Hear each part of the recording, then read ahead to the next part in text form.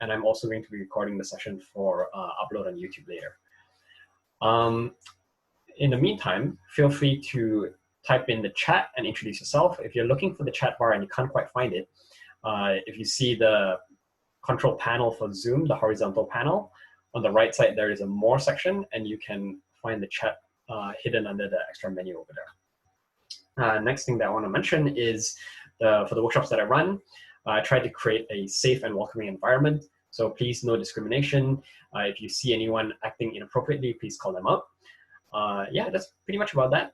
And if you find that anyone is coming off mute and maybe their English is not the best, do bear with them. So let's get right to it. So I like to kick off my sessions with community announcements. I will also be looking at Facebook since we do have a few people on Facebook. So if anyone wants to make any announcements, 30 seconds, feel free to jump in, unmute yourself. You can introduce yourself, your startup, any events that you have coming up.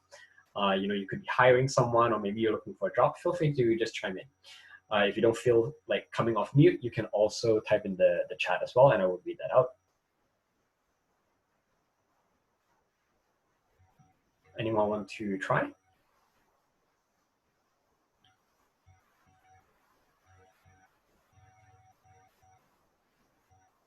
If not, I can make a quick announcement as well. So I've been running these groups called habit accountability groups, especially during this time where everyone's working from home. I've been noticing that I personally am building a few bad habits and struggling to build some new good habits. So I started this group, and currently we have 4 different groups up and running. And the idea is we meet as a collective. And what we are doing is we are working together to build new habits or break old bad habits. So yeah, if you're interested in learning more about that, feel free to send me a message and I can send you more details.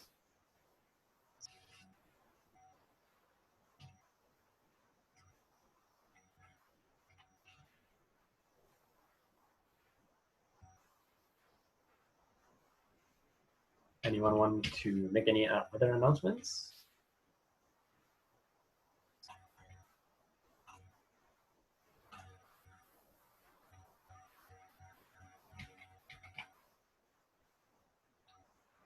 Andy Chow from Facebook is looking for some additional team members for his startup.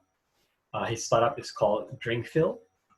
If you're looking to learn more, I can type it out in the chat, but it's drinkfill.ca.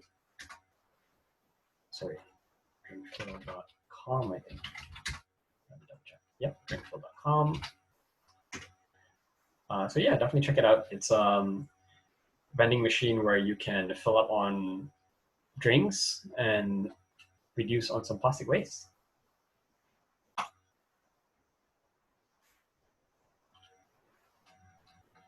All right, if it seems like no one else is interested in making any announcements, I can move ahead.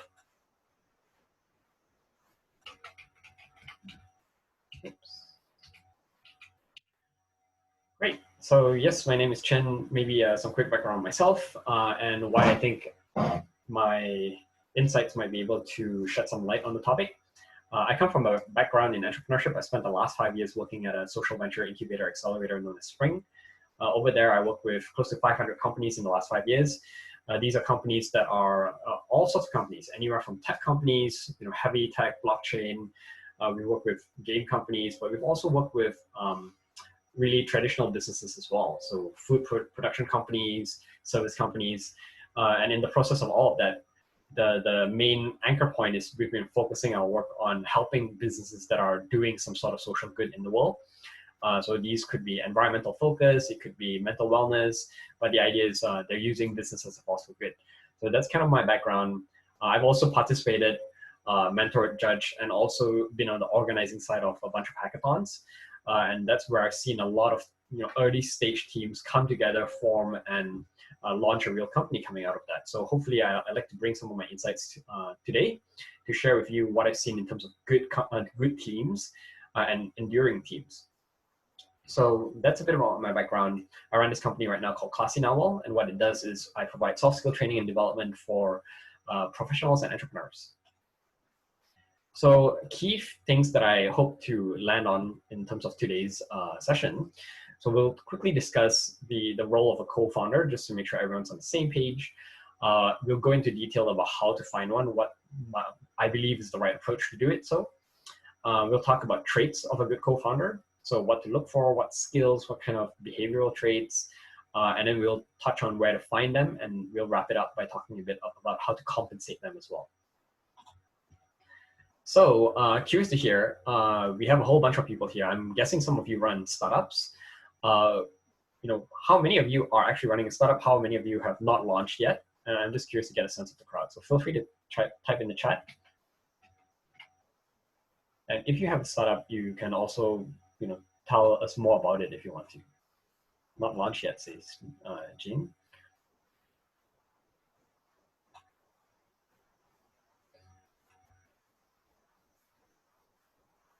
Ling is not launched yet as well.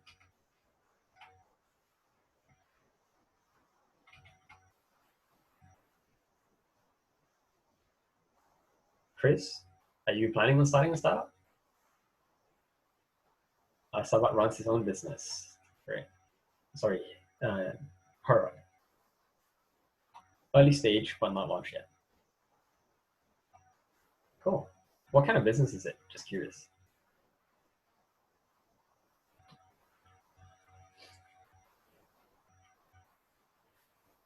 Leadership, coaching for women and professionals. Thanks. So curious, when it comes to team members and not only co-founders, I'm curious to hear what do you think are some of the biggest challenges that you face when it comes to finding the right people?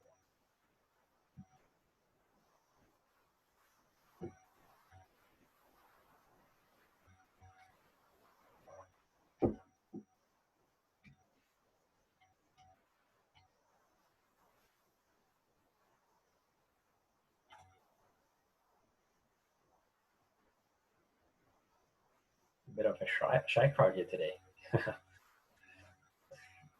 Rough experiences working with teams. Yeah, like a bad match. Is that what you mean by rough experience? People don't align on maybe vision or values. Should I just type it in or should I just chime in and talk? Yeah, feel free to talk. No, I think it's been more like a misalignment of expectations. So I think the values and mission was, the first time it was not aligned. The second time it was more aligned, the values, but the expectation was not aligned, and I think maybe I'm going about it the wrong way.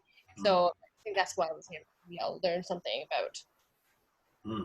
And curious if you don't mind sharing, what happened because of the bad expectation?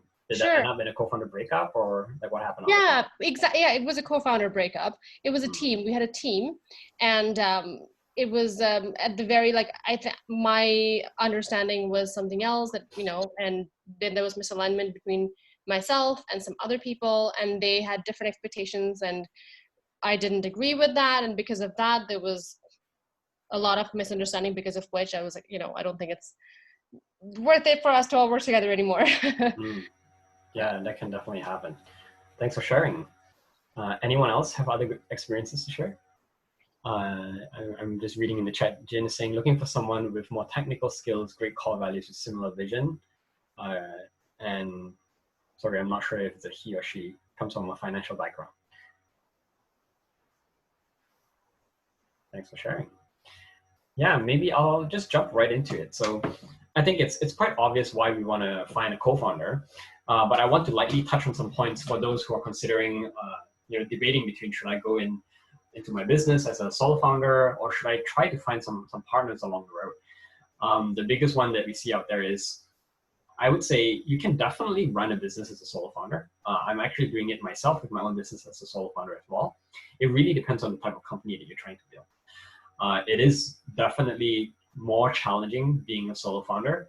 It's same as parenting. Like you can raise a kid as a solo parent, as a single parent, but the more people you have supporting you, the better as well. Sorry, I'm just reading up for Chris. Chris, Vancouver-based, working with 2 different local startups, one digital marketing where I help with their business development, revenue generation, and working with another team in the ideation stage for web development. Thank you for sharing, Chris. So the reason why I think teams are such an important factor is because what I've come to learn over the last 5 years working with many different startups is I noticed that most startups tend to evolve. And when I say evolve, the biggest thing that tends to change is actually what they're doing. So their ideas, their products, those are the ones that evolve the most. But at the end of the day, team is really what holds it all together. Because you can come through all kinds of situations where you run out of money or you fail to find an investor. You might launch your product and then you might find that actually, you know what, this is the wrong target market. Maybe the market is changing, for example, with the COVID situation. And you're finding that, oh, actually different people are interested in your products, or now people are purchasing in a different way. But at the end of the day, the core glue that holds everything together is the team. As long as the team doesn't give up, then the business continues to persist, right? I love the saying, businesses don't fail, founders give up, founders get a job, right? So at the end of the day, if you really think about it, it's really important to find the right people for it. And when you think about the journey, especially if you have already started a business, those founders out there, you'll know how difficult it is to be a founder. It's not all rosy, it's not all promising, revenue that doesn't fall through the roof.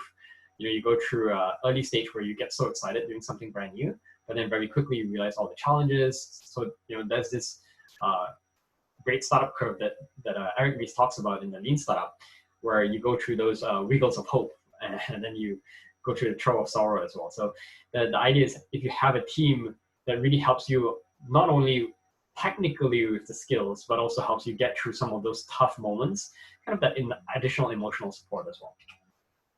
So the obvious reasons why people want to find a co-founder: too much to do, too little time, lack the skills. But not only the obvious ones, but it's also to think about when you have someone extra, you are able to bounce different ideas around. And especially if you have people who are diverse and have different backgrounds from you, then that's where you get very different perspectives. You get people to point out your blind spots. And what I find myself as a solo founder is my biggest challenge is that accountability piece. Because I really struggle coming from a world where previously I've been an employee. So when it comes to just doing things on your own and actually having someone to push you to actually accomplish different things, when you're a solo founder, it's kind of tough because you don't have a boss. You are your own boss. So that's another reason why you might want to go out there and look for an additional team member. So again, quickly on the solo piece, you can go solo, but it does take a slightly longer time. If you are considering raising capital, I'm not saying that raising capital is suitable for every company, but if you do decide that you want to find investors, one reason why you might need a team to find investors as well, because investors will almost never invest in solo founders. And the reason why is because it's not about you, it's not about how great your idea is, but it's more about de-risking it. Because, God forbid, if something happens to you, if you fall sick, if you get hit by a bus, the business goes poof, right? So if you have a team, then the investor has more confidence that their investment is a bit more secure. And then when it comes to some of the stats, balanced teams, of course, do a bit better. And yeah, that's kind of the high level. So how do we find one? When it comes to building a team, there is a perfect number. Like if you have too many people, you create a lot of noise. If you have too little people, then you run into challenges making decisions as well. So the perfect number is kind of around 3. And why 3 is because if you have 2, then of course you need someone to be a tiebreaker, so the third person comes in to do that. But if you have anything more than 4, you start to get into a lot of arguments around decision making. There's politics can even come into play. So you just have to be a bit mindful about how you navigate some of that. The challenge that I find, and why I find a lot of people really struggle with the expectation piece that Sabahat was mentioning, is that a lot of people jump into these co-founder relationships looking for a co-founder.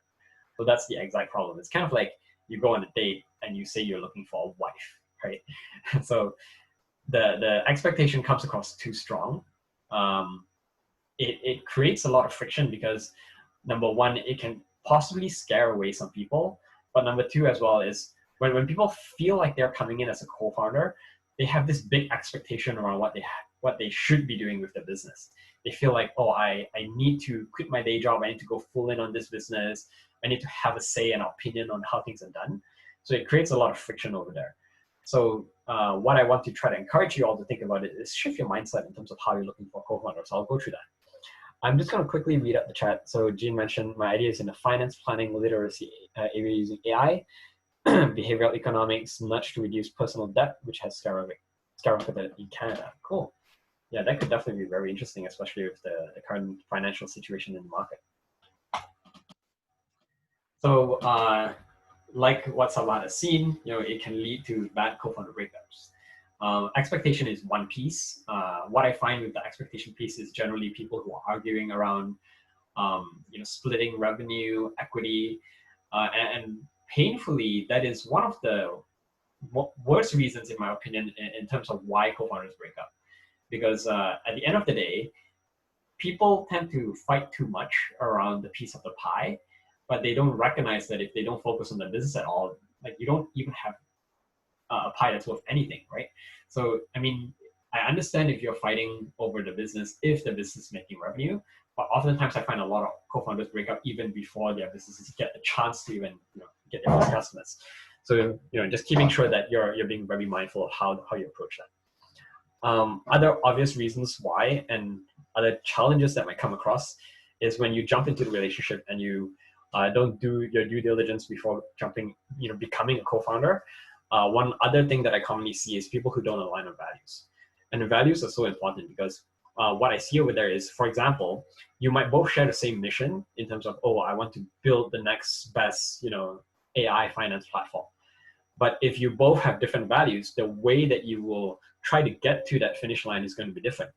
And sometimes that's where a lot of friction can happen. For example, I might say like, oh, you know what?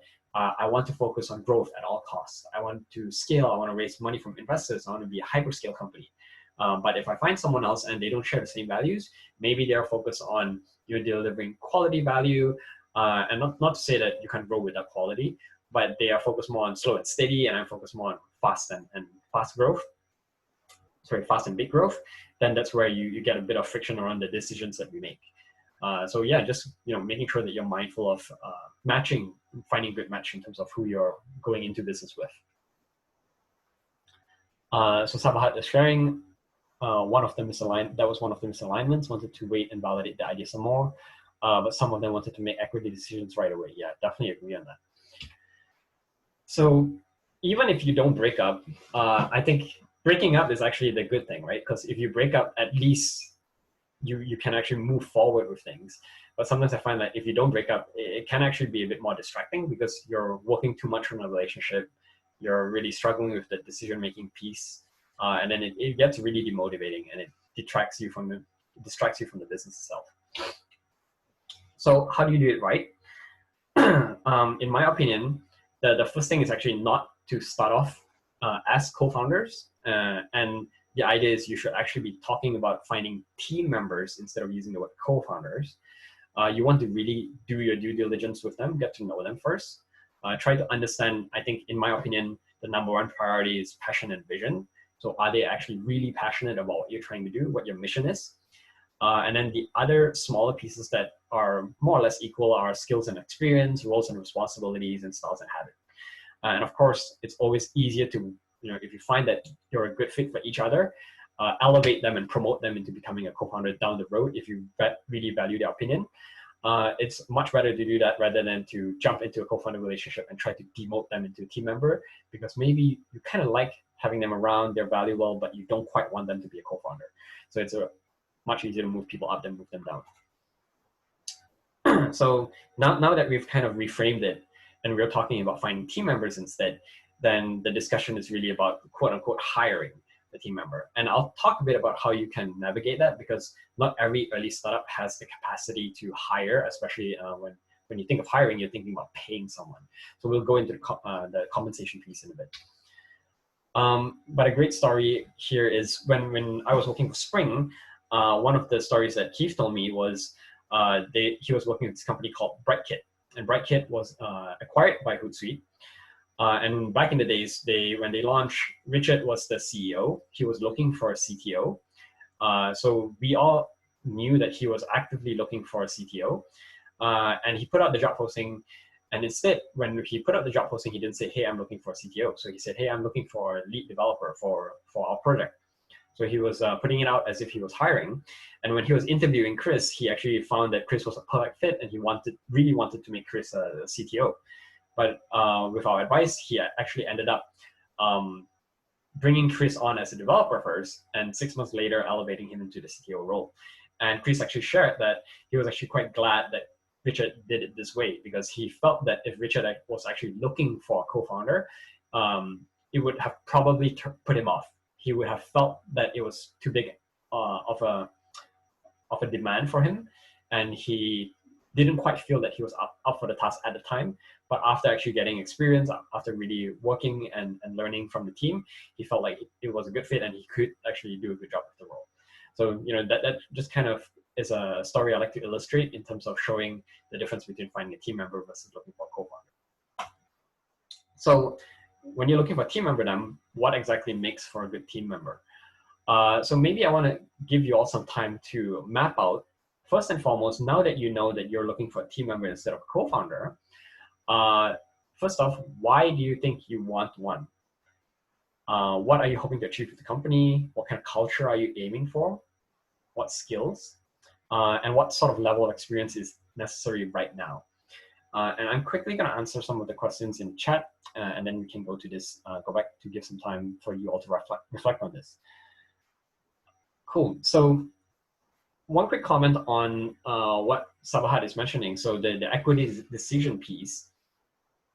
In terms of when, I guess, is the right time to enter into the co-founder relationship, the best way the best advice I can give on that is, if you do end up in a real co-founder situation with people, and when I say real co-founder, these are usually situations where you're coming together with a team and the business itself or the ideas actually come out from the team. So it's not like in the case where you might already have a business and then you're bringing someone on into your existing business. So the real co-founders are usually the ones that come up with the idea together or come up with the product together, right? And in that case, yes, the equity discussion can become quite heated sometimes. But the best way to navigate that is, I recommend, number one, you find a startup lawyer and you sit down with them just to set expectations around equity. And when I say expectations around equity, the reason why that is important is because sometimes most founders that have no experience with tech startups especially, they tend to have very wild expectations around how much equity they should get. So the most common one is, I see that people say, okay, we'll split equity, equal among everyone, or we'll do 50-50. But if you look at startups, especially if you're building a tech startup, usually equity for co-founders is anywhere in the range of about, I'd say, 8% to about 15%. And that is the norm because you need to set aside some equity for your employee stock options. If you do plan on raising capital from investors, you need to set equity aside as well. So generally, it's not like everyone takes the full 100% of the company. At inception, when you incorporate the company, you just have to have assigned 51% of the company so that there's control, right? But otherwise, not everyone needs to have full ownership. And in terms of how much, in terms of who gets how much, many people will think that the person who came up with the idea should have more equity, but usually the idea itself is not that highly valued. So just sit down with a startup lawyer and get the basic expectations down so that everyone knows what is an appropriate amount. And then another thing that I like to mention is, don't worry about the equity decision first. So you just want to make sure that everyone is on the same page in terms of understanding that you're not trying to shortchange anyone. But the second thing is that when it comes to when you should actually have this discussion, I would say when you actually start to make revenue, when you actually have customers. So I would defer the conversation. I would encourage the team to actually think about, okay, let's not worry about who gets how big a slice of the pie. Let's focus on just validating this idea first, going out there and seeing if there's demand for it. If we can actually get some customers to pay, then we can have that discussion right away. Hope that helps. You talk about how sometimes you can pay to hire. So I'll go into the compensation piece a bit later in the presentation, so I'll save it for that. How do you split the equity stake in the company at the beginning, asked Jean. Capital bought in, business experience, technical experience. There's a wide variety of factors. If you're looking to get very granular, there's a few different websites I can share in an email after. So there's one where it's like a equity calculator for founders. I think it's founder.com. I might be wrong. I'll look it up. I don't quite remember which website it was. The other thing is you want to look at industry norms. So that's where the startup lawyer can come in and add a lot of insight, because startup lawyers will typically know how much is the norm in terms of how much a technical person might get, how much a business person might get. There is another methodology called slicing pie, where you can assign equity based on contribution. So contribution meaning like how much cash you invest in the business, what experience you have, how much time you've invested in business, contributions like IP, product development, things like that.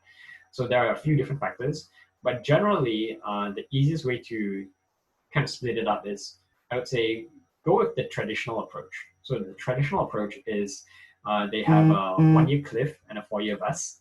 So what that means is, let's say if I say, let's say I say, Gene, you get, for the sake of the illustration, 20% of the company. And you get 20% of the company over a period of 4 years. So that's what vesting means. So that means in the first year, if you leave the company, there is a cliff. So in the first year, if you leave the company, you don't get anything at all. Or we can kick you out of the company based on majority vote and you don't get anything at all. But after the cliff is met, you lock down 5% of the 20%.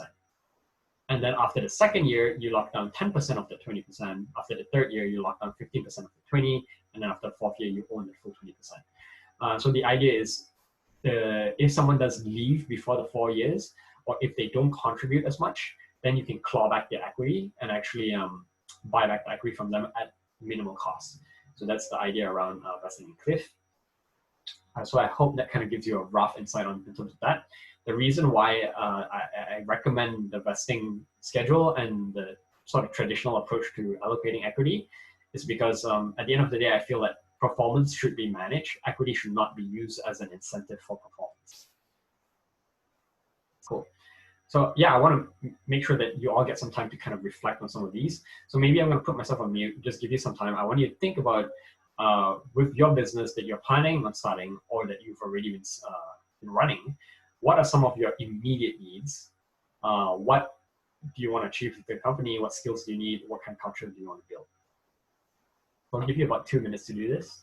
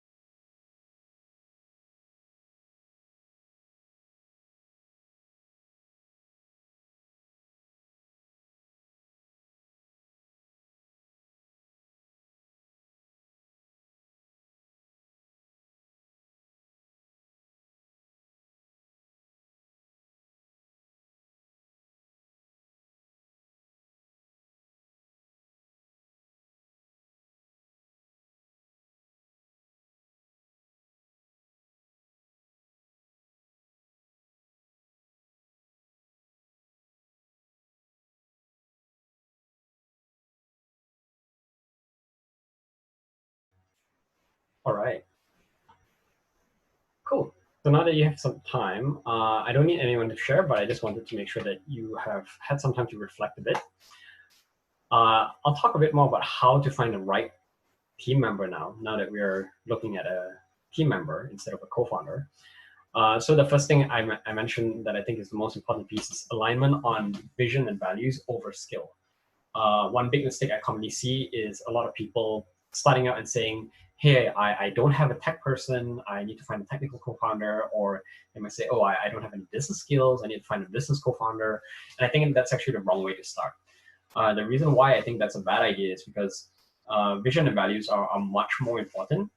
What I've seen is that the best teams out there and the most enduring teams are usually the ones that share the same mission, where they really believe in doing something. So a good example is Brianne Miller, who worked with us at Spring. She started this company called Nada Grocery, and it's a grocery store. It's actually located now on Broadway and Fraser. So it's a real grocery store. And back in the days when she started about 4 years ago, she had no business experience, no background. And one of her biggest challenges was, oh, if she wanted to start a retail location, it requires a lot of capital, a lot of resources, and she needs to hire people for it as well. So she couldn't quite figure out how to start.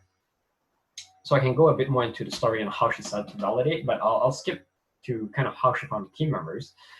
So one of her earliest co-founders actually came from her pool of volunteers. She was doing these pop-up shops, and the pop-up shops were basically in partnership with Patagonia. So she would actually, on the weekends, open up a small stall, have a small table with a bunch of different products, and she would sell. And she would have different volunteers to help her out on the weekends. And one of her volunteers was Allison. So Allison actually ended up turning into her COO.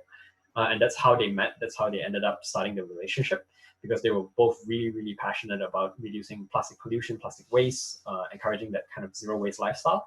So they were a good fit, and then Brienne made her a co-founder.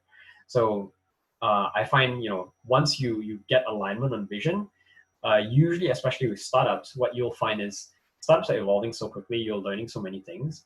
Most oftentimes, the role that you think you're hiring for is not going to be the role that you actually need someone for. So that's why don't emphasize the skills piece too much, because if it's usually technical, if you think you need a CTO, you might actually be able to get away by just hiring someone as a developer to build it, or maybe even outsourcing the initial build of the product.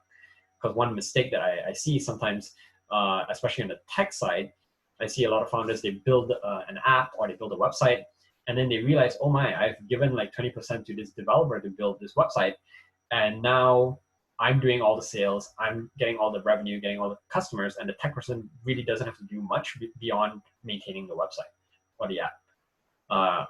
If that's the kind of case, then you might have really just needed a developer to start. The CTO kind of person is more if you're constantly evolving your product, if you're finding that your solution is actually changing, that you need the strategic mindset in terms of how to evolve the infrastructure, the backend, all that kind of stuff. But if not, if you just need something out there just to test and launch, then maybe you don't actually need a CTO, right? So vision, that's the most important piece. And then values is secondary, because like I mentioned, you want to make sure that you do things the right way and you both align on how you want to get there as well. So what do you look for? I like to think about these three things. So diversity in terms of opinion, diversity of expertise, and diversity of power. So what you want to try to aim for is you want to aim for a medium diversity of opinion. You don't want everyone to agree on everything, nor do you want everyone to disagree on everything, right?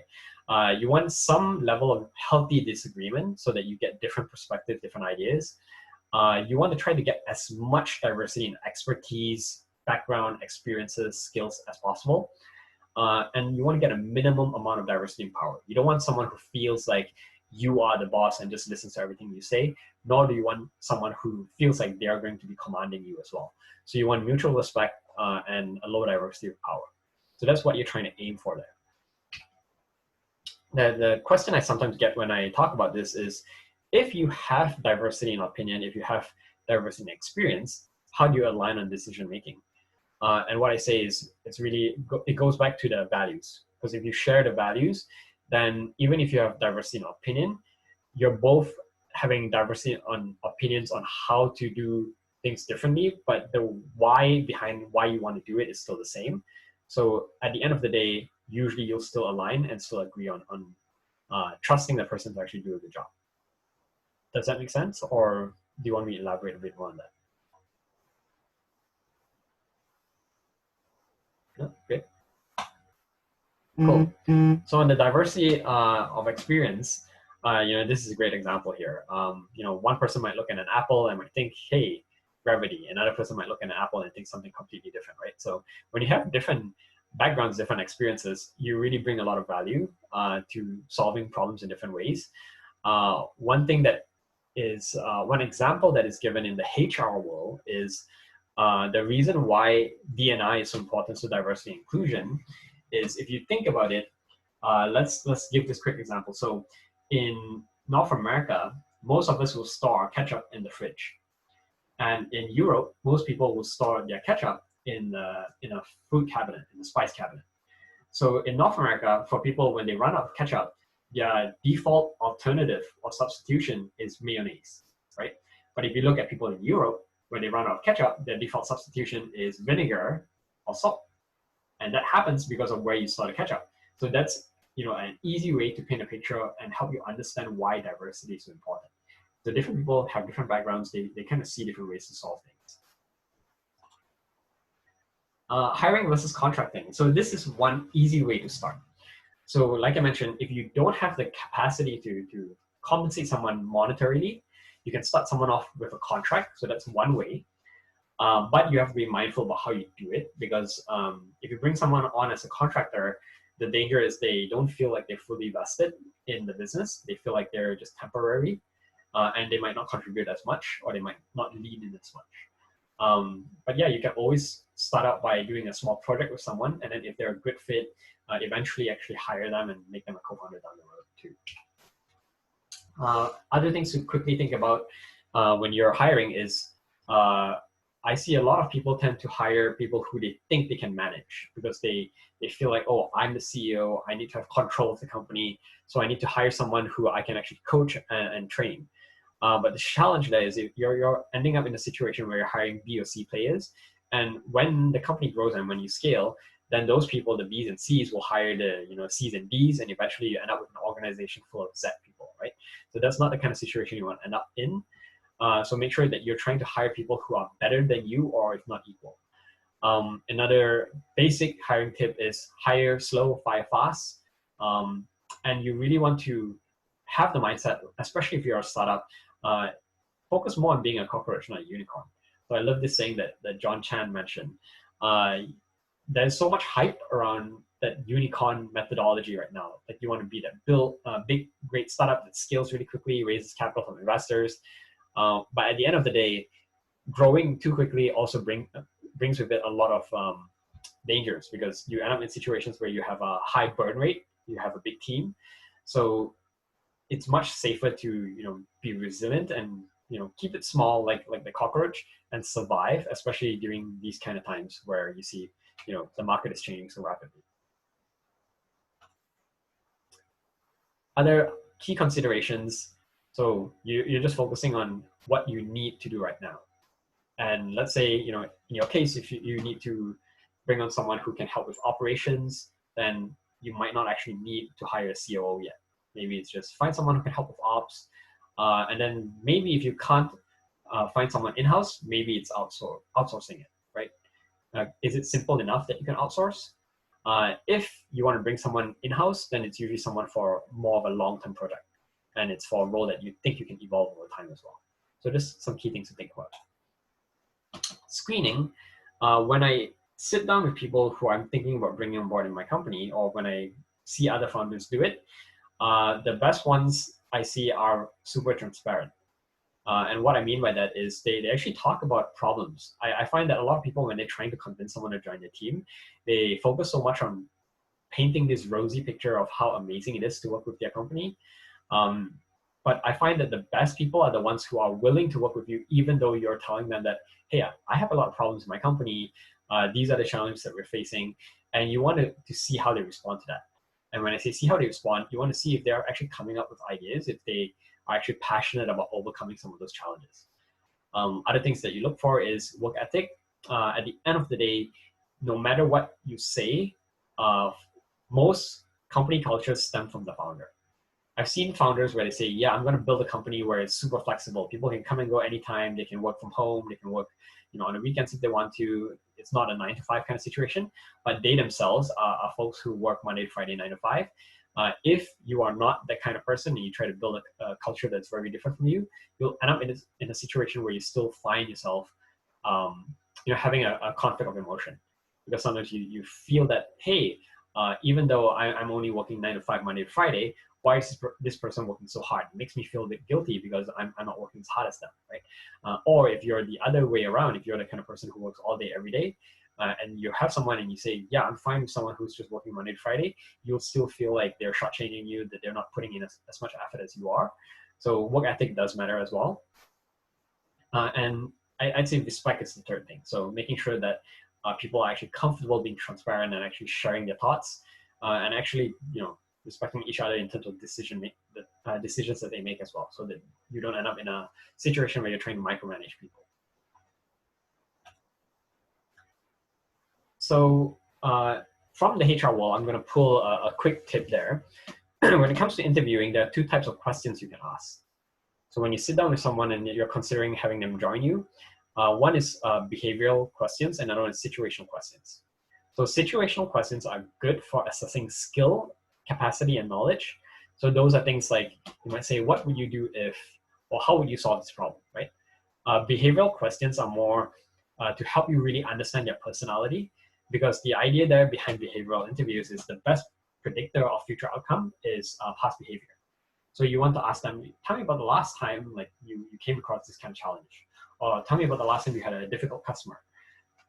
What do you do? And what you're trying to dig into is you want to see their thought process. So that's the key over there. And there's this framework that I'll get into called the STAR framework, and it helps you understand their thought process. So STAR stands for situation, task, action, result, and lessons. So you want them to clarify, like, what was the situation?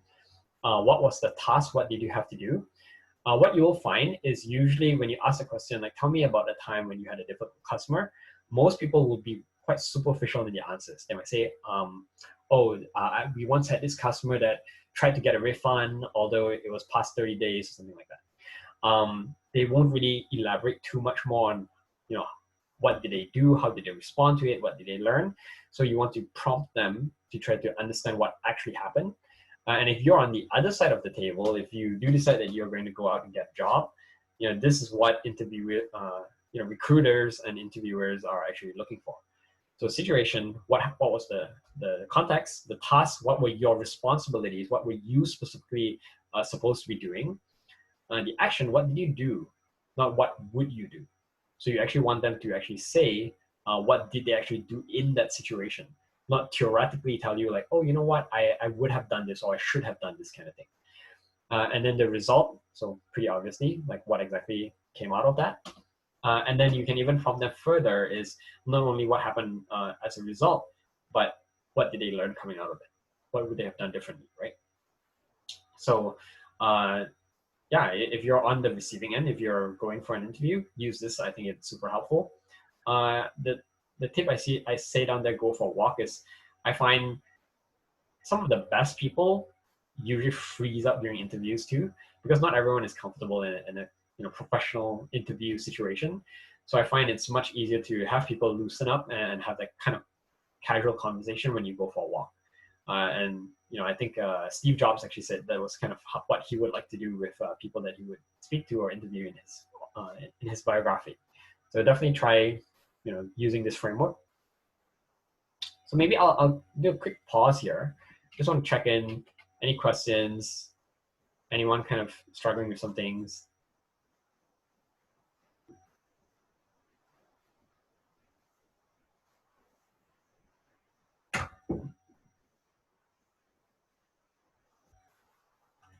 Oh,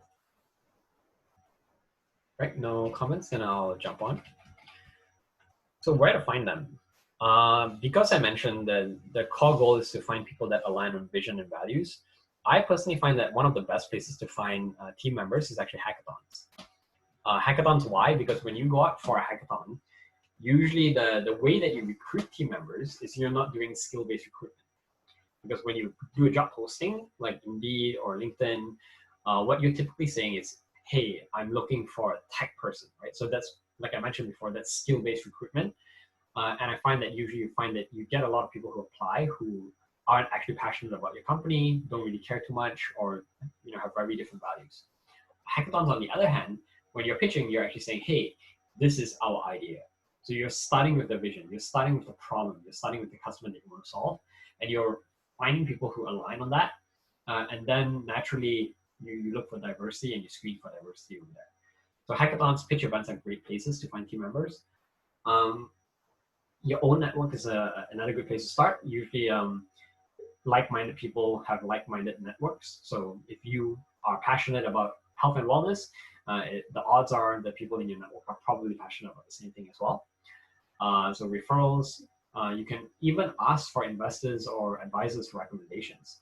Because if an investor has invested in a company, or if you have a mentor, they would probably know someone who might be a good fit. If you can't find team members, another good idea to do is, sorry, I'm quickly glancing at the chat. So I'll get back to that in a second. But if let's say if you have no tech experience and you don't know how to interview a developer, one good thing to do is to actually find a technical mentor or advisor to start. Because then you can ask the technical mentor or advisor to help you create the job description and to also help you interview the tech person that you want to bring on board. So Jean's just asking, if you hire someone on as a contract as a developer, what agreement do you need to have in place to protect yourself against having your ideas stolen? Great question. So complex answer. It depends on the context. And what I mean by that is usually most ideas are quite worthless and not protectable. So what I mean by that is generally to have something that you can protect, it has to be unique. And when I say unique, not only the idea being unique, but also the methodology behind that being unique. Because actually nowadays it's really, really hard to find an idea that is brand new and innovative, that is completely creative, that is one of a kind. Most people have already came up with ideas in different ways, but usually what is more unique is how you do it. Maybe you have a special algorithm to match things up. Maybe you have a special process, and it applies to non-technical companies as well. Like for example, McDonald's, what they were unique on was how they had their kitchen laid out so that people could actually move around really fluidly, right? So you can patent certain things, but it has to actually be unique, and no one has actually have to have done it in the same way. But when you think about patenting as well, patenting comes with a cost, right? Patenting is not cheap. It takes a bit of time. And the worst case scenario is if someone does breach your patent, you need to be able to defend your patent as well. So if you don't have the capital to go to court, hire a lawyer to defend your patent, then don't even bother patenting, right? So sorry, back to the question. The first thing to do is if you bring on board a developer, it helps to have an actual corporation, so to actually have incorporated the company. That way then you can actually assign the IP to the organization. So the IP is not owned by an individual, it's owned by the organization. So then when it comes to actually hiring a developer, a few things that you definitely want to get them to sign off on. You want to get them to sign a non-disclosure agreement, but that's only in the event that they actually start working with you and actually start building things. Make sure that you get them to assign the IP to your organization or to you, so that when they finish the product, they don't own the IP, you own the IP, right? So those are just some basic things to put in place. Does that answer the question? So non-disclosure agreement and IP assignment. Yeah, and other places, like I mentioned, meetup groups. Meetup groups, if you do go for those kind of groups, or even Facebook groups or LinkedIn groups, you want to find groups where it's not skill-centric. Like for example, a meetup, there's this group called Hacker's Nest, and it's a meetup where developers get together to socialize, right? You might think it's a good place to go and find a technical person, but I find that the best place would actually be somewhere else where it's more aligned on your cause. So for example, let's say you're building a solution that is fintech related. Maybe there's a group of people who are passionate about fintech startups. So if you hang around those circles and you share about what you're looking for, odds are you might get a much better team member if you find a developer who's already in those circles and passionate about fintech, rather than just going out and trying to find a developer in general. So I'll give a few stories here. So I talked about Brienne's story, so I'll skip over that. But this one here is MuseFind. So MuseFind I met Jennifer back in 2014, and I was actually participating in Startup Weekend with her. She had joined Spring the year before, and her story is actually quite funny. So she started out with a startup where she was trying to create jewelry because she had found some success on her own. So she created her own line of jewelry, and she was able to actually get Lady Gaga to wear one of her necklaces, and it sold really, really well. So she said, hey, it seems like my jewelry is in demand. Maybe I'm going to create a jewelry company. And joining Startup Weekend, she actually realized that it was not the jewelry per se, but it was actually, she was really good at getting in front of influencers. Not only Lady Gaga, she knew how to get in front of other big celebrities as well. So she said, hey, I want to build this platform. And the platform is called Museline. It will help brands connect with influencers. And that was back in 2014 before influencers were even a term. So what she did is she said, okay, I'm going to help brands find all the best bloggers or best Instagrammers for their products. And she put it out there. And that's actually where she met Andre, who is the guy in red over here. And she met a few other initial team members. And when she started, she had a simple landing page. So just a simple website that said, hey, if you're a brand looking for an influencer, get in touch with us. We will jump on a quick phone interview and put all your data into a special algorithm, and it'll help you find the best match for you. So that was kind of funny. They started with the basic MVP, and launching that website actually generated about $25,000 in revenue. And it really gave them the initial traction to go out and actually find a technical co-founder that they needed to build the platform. And why that was super important is because if you're based in Vancouver, you'll know that Vancouver has a lot of developers, but there are a lot of tech companies here as well. So competition is quite fierce. And most developers, they spend a good amount of time getting their degree and actually learning the skill and trade. They don't want to work for a startup because you can't pay them, right? So Steven, who actually joined as a developer, so Steven is I don't know if you can see my mouse, but in the bottom right picture, he's the guy that is right above Jennifer. So Jennifer is the lady on the left. And when Steven joined, he was actually excited to join because he knew that this startup wasn't just an idea, that it actually had demand, it had customers, it had revenue, right? So because of that, it made it a lot easier to convince Steven to come on board because there was actual potential with this business. So that's one thing to keep in mind. So like I mentioned, if you don't have capital, if you can't pay someone, the next thing to kind of really highlight is your traction, your progress. So they do care about that. So that's kind of how Steven joined. And when Steven joined, the first 3 months, he was actually not allowed to write any code.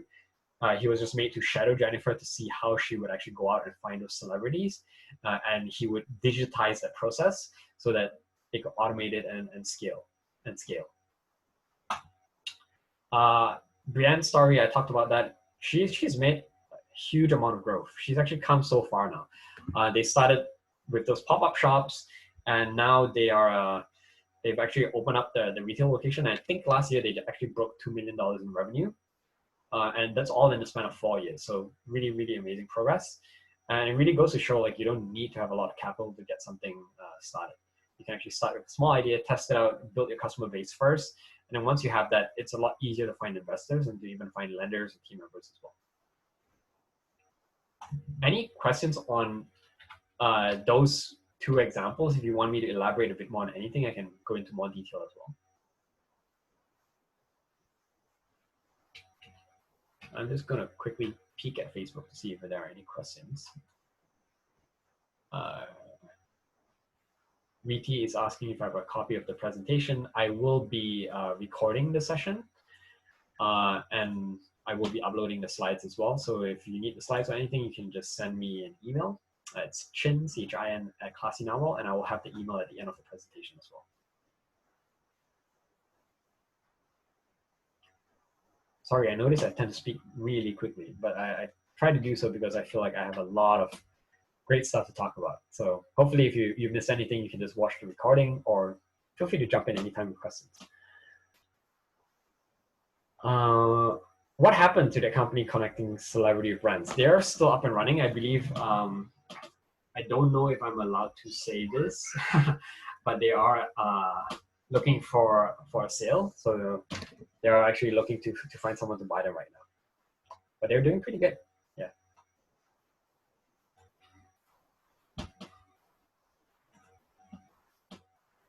Cool.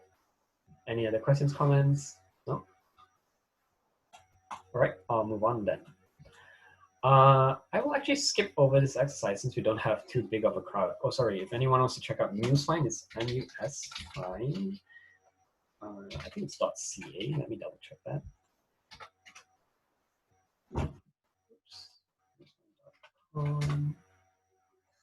Musefine.com.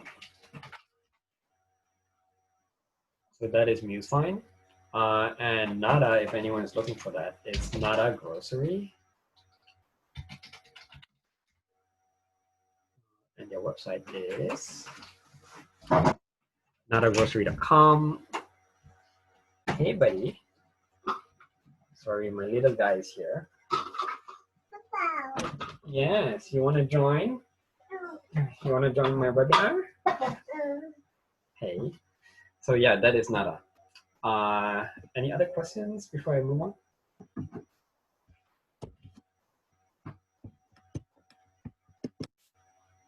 Okay, you can sit here, but you have to be quiet, okay? How about finding someone as a freelance to work as a lead developer? You can definitely do that.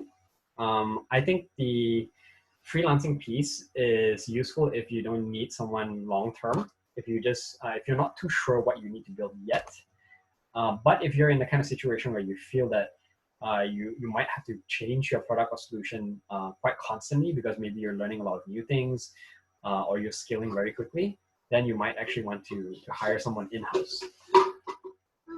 Yeah. Hey. Truck car, yes.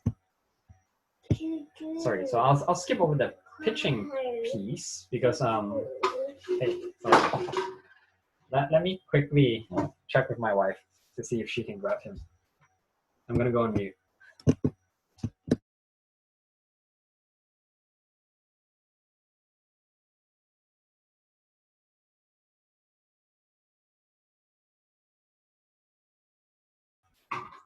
Sorry. Work from home life. He was knocking on the door. So I was just saying, on the pitching side, it sounds like we have a smaller crowd here today, so I think the pitching might not be as valuable, so maybe we'll skip over this exercise. But yeah, if anyone wants to look for a co-founder, just give me a shout. Tell me more about your startup. You can send me an email and I can put the word out to my community and see if I can recommend anyone to you. But I think, if I'm not mistaken, that is pretty much it for the presentation today.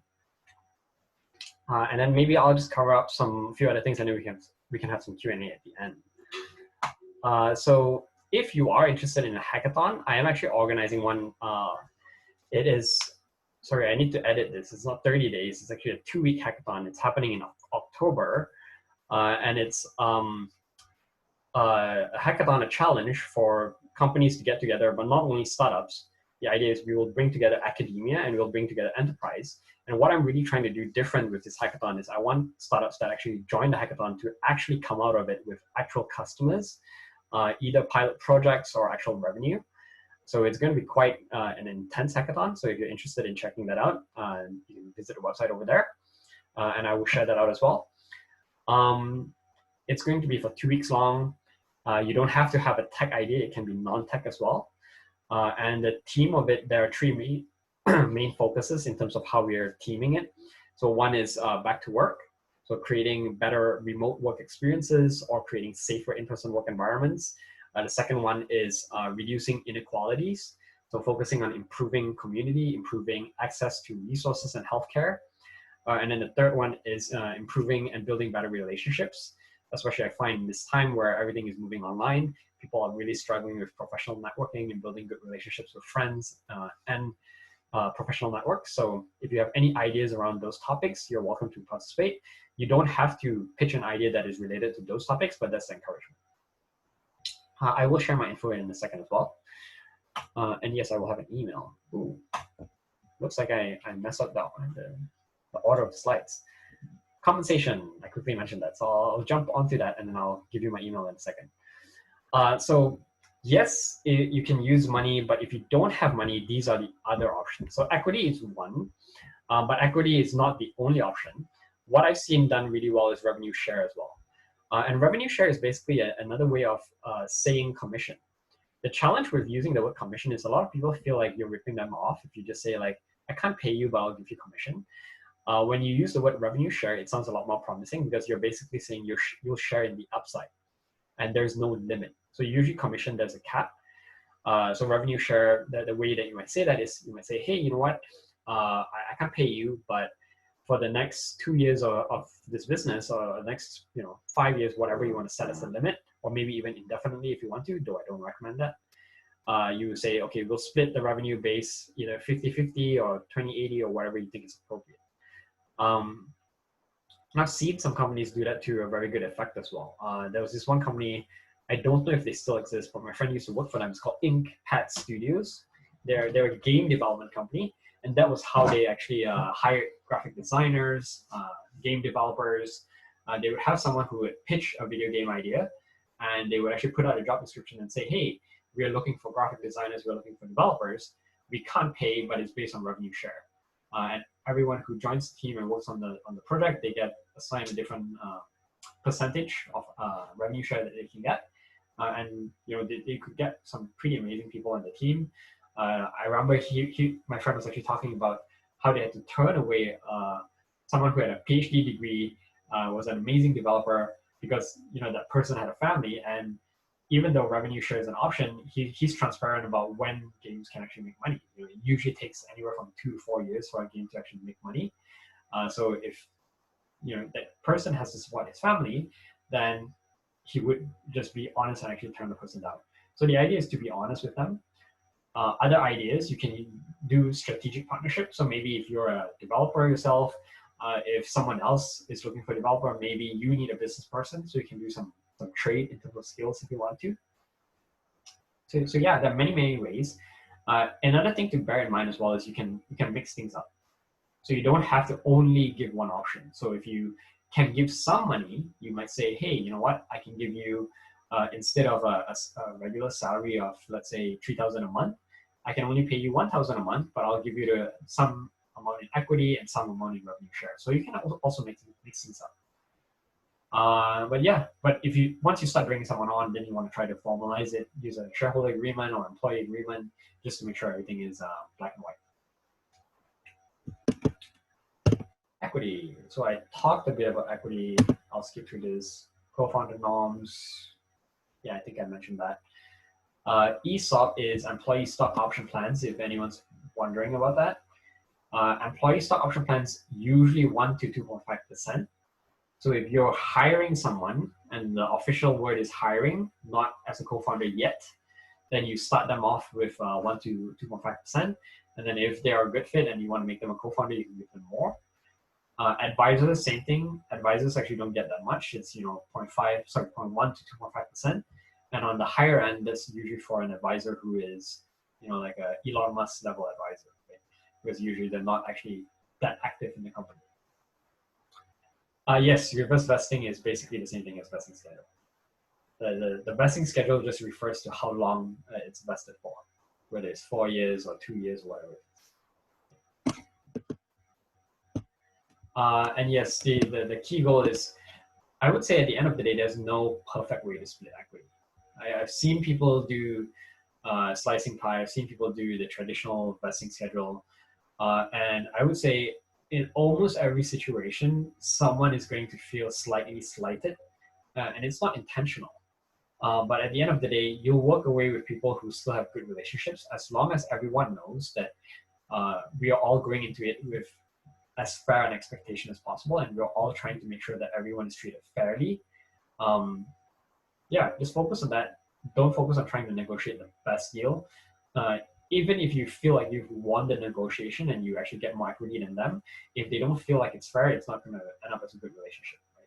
So make sure it's just everyone feels that they're treated fairly. They know that if anything happens, it's not intentional, and you can always adjust things down the road as well if you want to, if you really are sincere about being fair as well.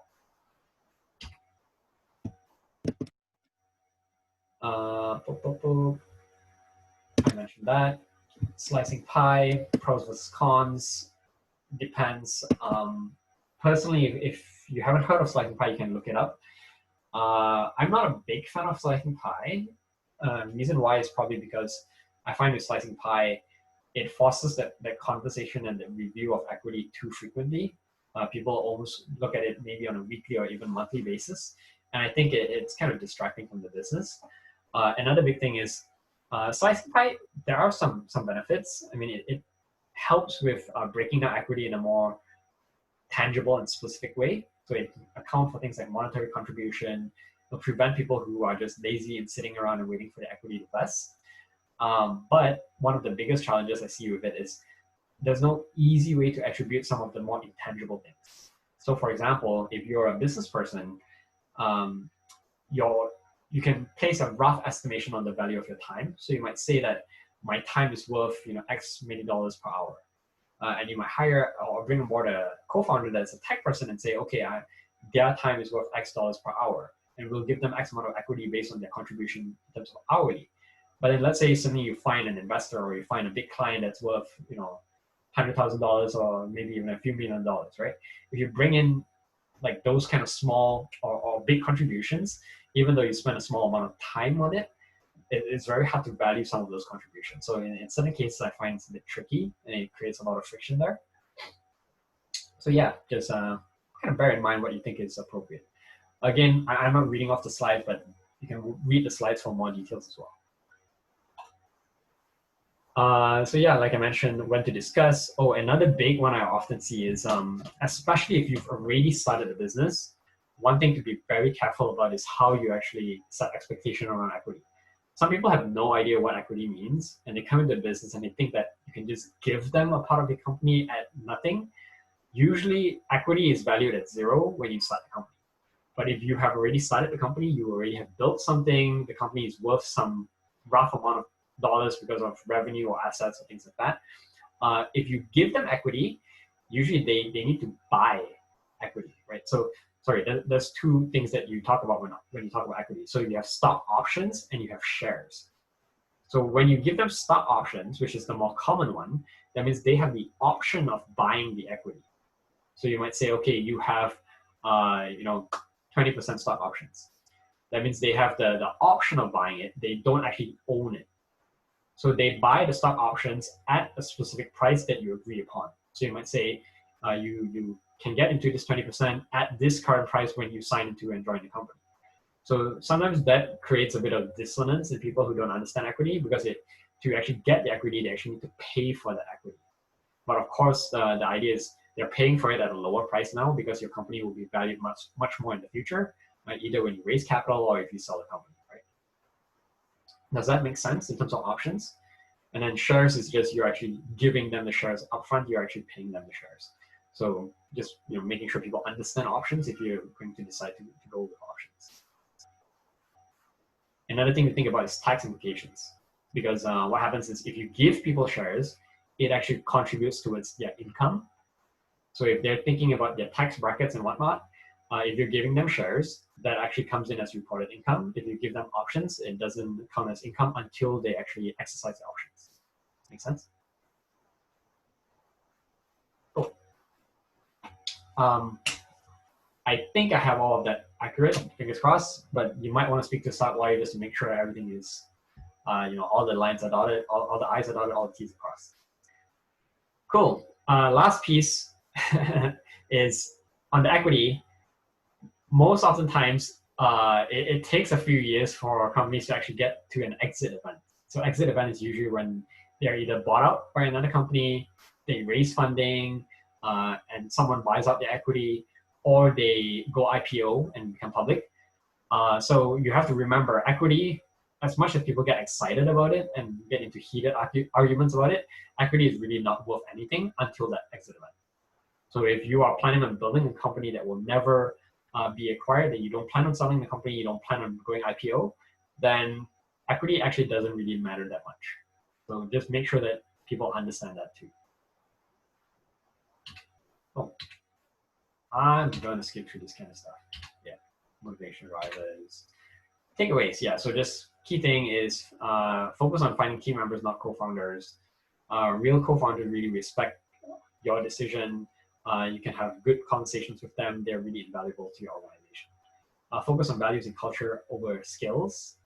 Diversity is important. Use the STAR framework, and yeah, be creative for conversation. Creative in the sense, down there I have a comment that says treat people the way they want to be treated. So have that discussion. But sometimes what you think is a good deal for them is not what they want. If some people are happy having equity, then give them equity, right? If you're comfortable with it, of course. Or if someone doesn't want equity, maybe you think they want equity, then there's some dissonance over there. So just treat people the way that they want to be treated. If all else fails, you can do like what MuseFund was doing, fake it till you make it. Like once you have traction, it's much easier for you to bring on board a co-founder because they know it's not just an idea. Sabahat is asking, how long would you advise waiting to have an equity conversation with the team? Like I mentioned, I would do it when you are at the stage where you start to make revenue.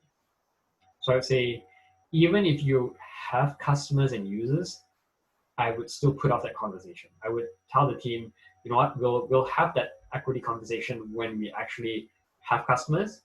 And as a matter of fact, like lawyers will hate me for this, and don't take this as a legal advice.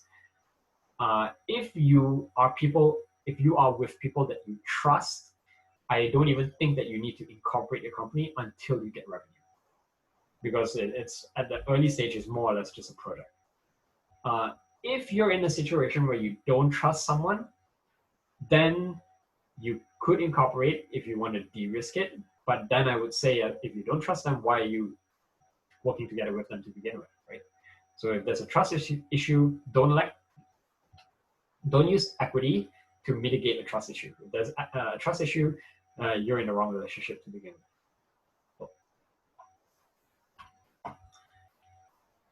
Mouthful. So yeah, if anyone's interested, upcoming workshops. Next week we're talking about SEO. So I have Ravi from MadHawks coming in, so I'm not the speaker for that one. June 24th.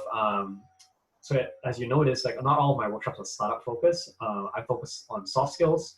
So on June 24th, we actually have a realtor.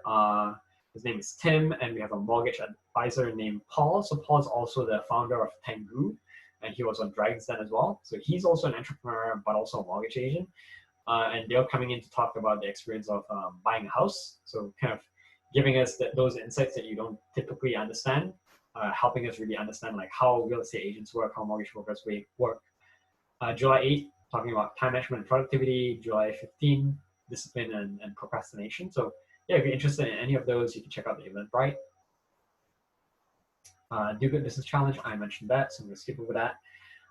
Quick ask for you, my workshops are all free at the moment. So if you feel like you got good value out of this, I would just slightly ask, pay what you think it's worth. If you are not in a position to afford to pay anything, then you don't have to. But if you feel like paying, I appreciate it, and 50% of it will go towards Universal Outreach Foundation. And they do work in developing countries to provide quality education to students of all ages. So I'll quickly answer those questions then. And that's my email there if you want the slides, if you want a recording. So Jean's asking, any research to look into IPs before starting or building the startup? I would say IP depends. If you are a physical product company, IP is a bit more important because you don't want to infringe on what's existing. Could you elaborate on why you're worried about the IP piece? Are you worried about infringing, or are you worried about competition, or are you worried about people copying you? Like, well, what's the key concern over there?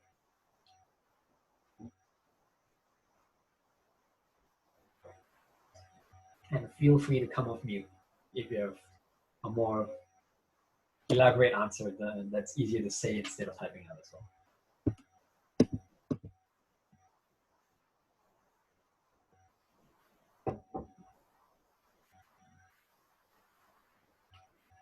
Infringing, but looking at building something better if the idea doesn't exist. Great question. Infringing, I would actually think that the easiest place to start is actually by going out and asking for opinions from possible advisors or investors to start, instead of jumping to an actual lawyer. And that's just because lawyers are usually going to charge you for that. Investors, advisors will probably happily give you advice if they've heard something that's similar. And usually investors hear a lot of pitches, a lot of ideas, right?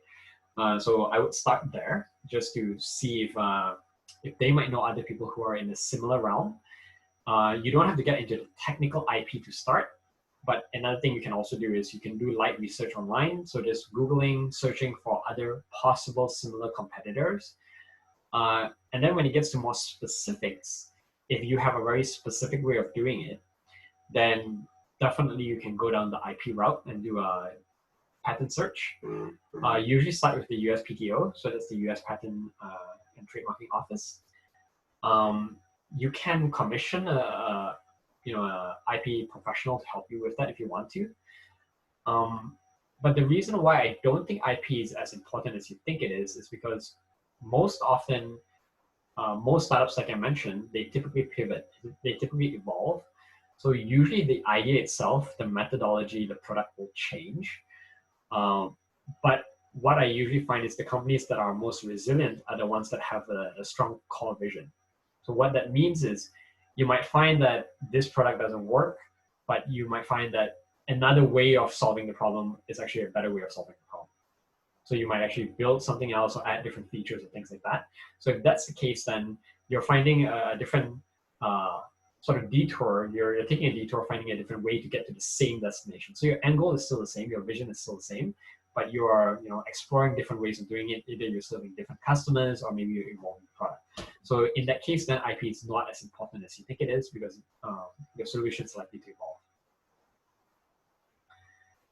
Link's asking, please touch more on protecting IP from team members or others. A lot of IP questions. I'm not an IP expert, so again, take my advice with a grain of salt.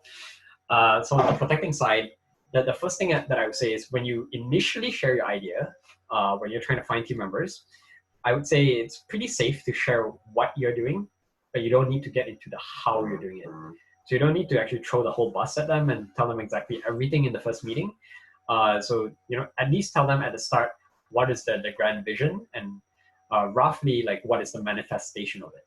So you might say like, hey, I want to try to reduce food waste, and I'm thinking of doing that by creating a platform that will help grocery stores share and announce things that are expiring soon, so that restaurant owners can buy them up in bulk at a discounted price.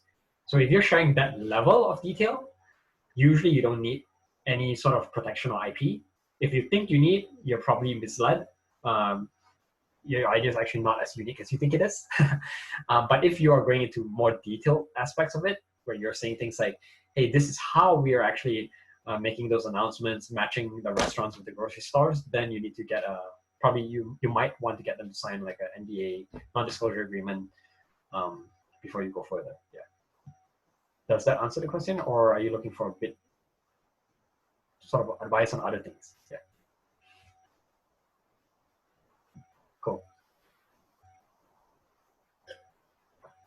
Also depends on who you're sharing with. Like if you're sharing with an investor or an advisor, you generally don't want to bring up the word NDA.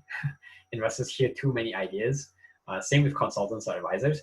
They have their own business. Like investors are in the business of investing. They don't really care about stealing your idea. Like as an example, like when I was an advisor, when I used to work in the incubator, I was just so focused on the business itself. I didn't really care about the ideas that came across, right? So you don't have to get into getting people to sign an NDA for that kind of stuff. Yeah. Like I have too many ideas myself. I can easily share a whole bunch of ideas with people if people want to start new businesses.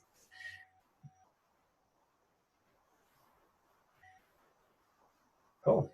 Thanks, Jane. Yeah, any other questions, any other comments? Feel free to come off mute, feel free to type in chat.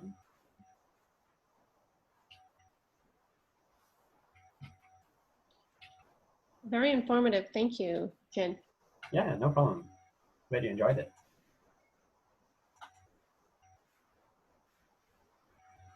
Yeah, that is pretty much it. It is 7:25, so I think we can wrap it up if no one else has any other questions. And I will send an email out on Eventbrite with details on how to get the slides and the recording. So if you don't get that, or if you didn't sign up for Eventbrite, you have my email, just shoot me an email.